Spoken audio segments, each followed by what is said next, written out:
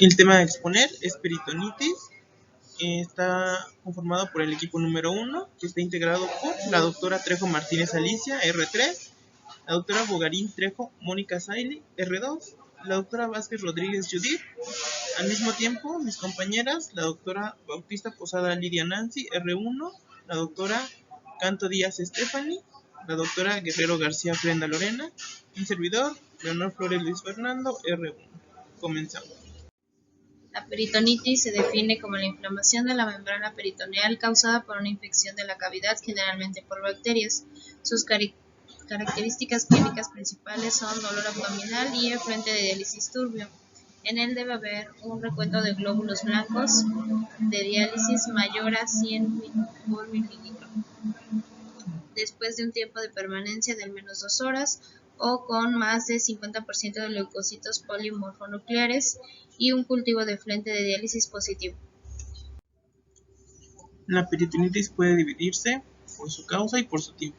En cuanto a causa específica, tenemos la peritonitis por organismo, en la cual se identifica el organismo en el cultivo del efluente, por ejemplo, por una peritonitis por Staphylococcus aureus. Peritonitis con un cultivo negativo, la cual se define cuando no se identifica ningún organismo en el cultivo del efluente. Peritonitis relacionado con el catéter ocurre en conjugación temporal dentro de los primeros 3 meses con una infección del catéter, ya sea en el sitio de salida o en el túnel, con el mismo organismo en el sitio de salida o en la colocación del túnel. Asimismo, la peritonitis entérica se define como una peritonitis de origen intestinal que involucra procesos como inflamación, perforación o isquemia de órganos intraabdominales. La peritonitis específica del tiempo se subclasifica en peritonitis prediálisis peritoneal, o sea, antes del inicio de diálisis, y es un episodio de peritonitis que ocurre después de la inserción del catéter de diálisis y antes del comienzo del tratamiento. La peritonitis relacionada con diálisis peritoneal es después del inicio de la diálisis. Es un episodio que comienza el día que comenzó la diálisis, es decir, el primer día de la capacitación o en el tratamiento. Este puede ser en el hospital, en el hogar, con la intención de continuar, y continúa mientras un paciente permanece en diálisis. Y la peritonitis relacionada con la inserción del catéter es un episodio de peritonitis que ocurre dentro de los 30 días posteriores a la inserción del catéter de diálisis peritoneal sin clasificar. La epidemiología en la diálisis peritoneal tiene una incidencia desde varios episodios de peritonitis por paciente al año a más de un episodio por paciente cada 2 o más años. Los microorganismos gram positivos son los agentes causales con mayor frecuencia, encontrados estos desde un 60 a un 80%, entre ellos Staphylococcus. En México, el método dialítico mayormente empleado es la modalidad peritoneal en un 80%. Los factores de riesgos que aumentan el desarrollo de peritonitis son diabetes mellitus, edad avanzada, género femenino, tabaquismo, un índice de masa corporal elevado previo al inicio de la diálisis peritoneal y la necesidad de hemodiálisis previo a la diálisis. La causa de la mayoría de las peritonitis subyace en una contaminación por contacto, a través del sitio de entrada del catéter de diálisis, el cual funciona como una puerta de entrada de los microorganismos colonizadores de la piel directamente hacia la membrana peritoneal.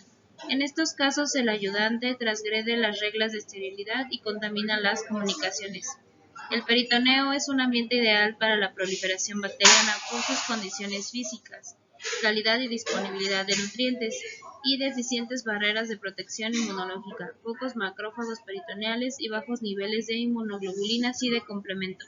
En pocas horas, los productos bacterianos, los componentes de la pared celular de las bacterias gram positivos y las endotoxinas de las gram negativas, en conjunto con la respuesta inmunológica, producen inflamación de la membrana peritoneal y el consiguiente cuadro clínico de peritonitis. Los factores de riesgo son los sistemas de conexión, infección del túnel y orificio de salida.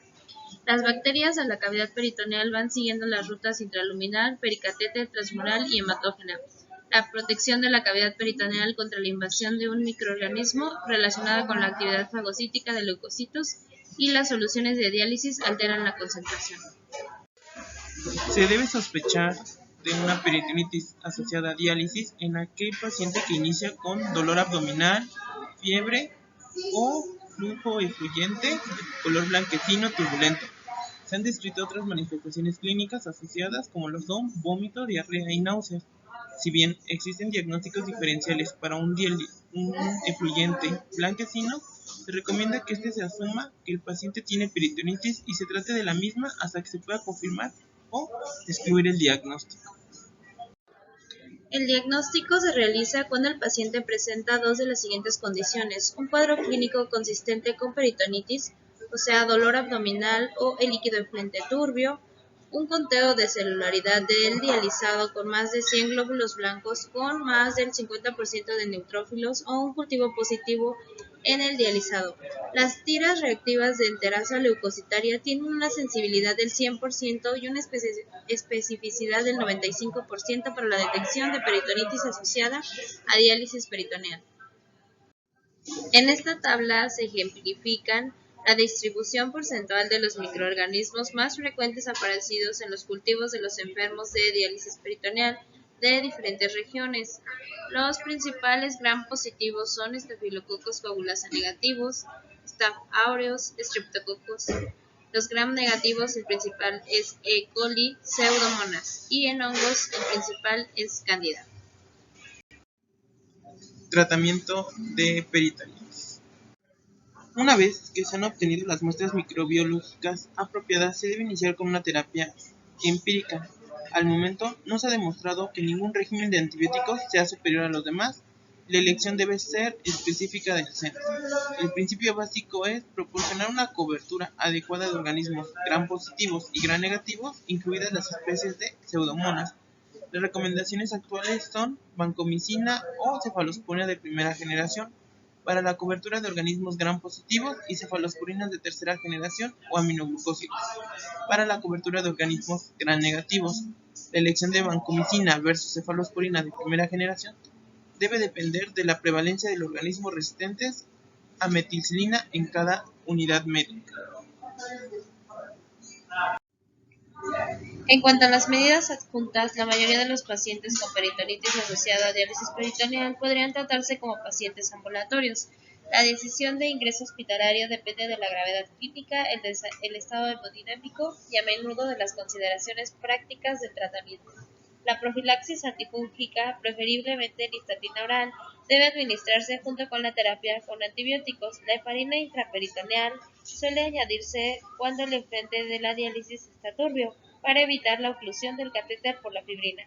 Además, se recomienda un control cuidadoso de la glucosa en sangre en pacientes con diabetes porque la absorción de glucosa de la solución para diálisis puede aumentar durante la peritonitis. La pérdida ponderal de proteínas también aumenta durante la peritonitis y la desnutrición puede desarrollarse rápidamente. Para el tratamiento de episodio de peritonitis causado por organismos específicos, por Staphylococcus enterococos, especies de Corynebacterium, bacilos gram negativos y peritonitis polimicrobiana, se debe continuar el antibiótico efectivo durante 3 semanas, debido a que se tiene una resistencia intrínseca a las cefalosporinas y la ampicilina se inactiva rápidamente cuando se administra por vía intraperitoneal. El tratamiento antibiótico debe ajustarse una vez que se obtenga un cultivo. Para evaluar la eficacia en el tratamiento, se debe tener un reencuentro de leucocitos y un cultivo bacteriano después de 2 a 3 días de haber iniciado el tratamiento. En cuanto a los aminoglucósidos, se suspenderán si se usa como terapia empírica por su alto riesgo de otoxicidad. En cuanto a microorganismos específicos, se debe continuar el tratamiento por 3 semanas si la peritonitis es causada por Staphylococcus aureus, enterococos, especies de Corynebacterium, bacilos gram negativos y peritonitis polimicrobiana. La peritonitis por enterococos debe tratarse con vancomicina intraperitoneal a menos que exista resistencia. A continuación, se mostrarán unos gráficos donde podemos observar el grupo de algunos antibióticos-terapias junto con las dosis recomendadas intermitentes por día y bien, en caso de ser necesario un cambio, el medicamento de elección. Entre ellos tenemos los aminoglucósidos y las cefalosporinas de tercera generación, penicilinas entre ellos carbapenémicos y antifúngicos, como lo son el fluconazol y el voriconazol.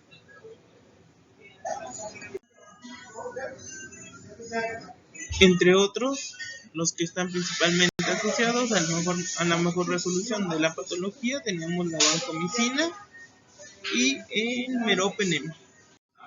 Por último, las indicaciones para retiro de catéter de diálisis son peritonitis refractaria, peritonitis fúngica, infección del sitio de salida o tunelitis refractaria. También puede considerarse peritonitis de repetición causada por Mycobacterium tuberculosis.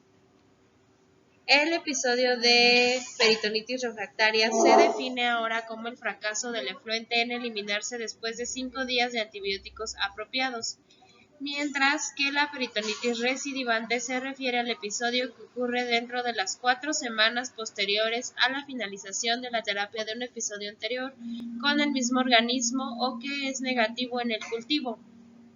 La peritonitis recurrente se refiere a un episodio que ocurre dentro de las 4 semanas posteriores a la finalización de la terapia de un episodio anterior, pero con un organismo diferente, mientras que la peritonitis repetida se refiere a un episodio que ocurre semanas después de la finalización de la terapia de un episodio anterior con el mismo organismo. Después de la extracción del catéter para peritoneo, los antibióticos efectivos deben continuar durante otras 2 semanas. A veces es posible la inserción de un nuevo catéter y el retorno a la diálisis, pero debe realizarse al menos 2 semanas después de la extracción del catéter y la resolución completa de los síntomas peritoneales.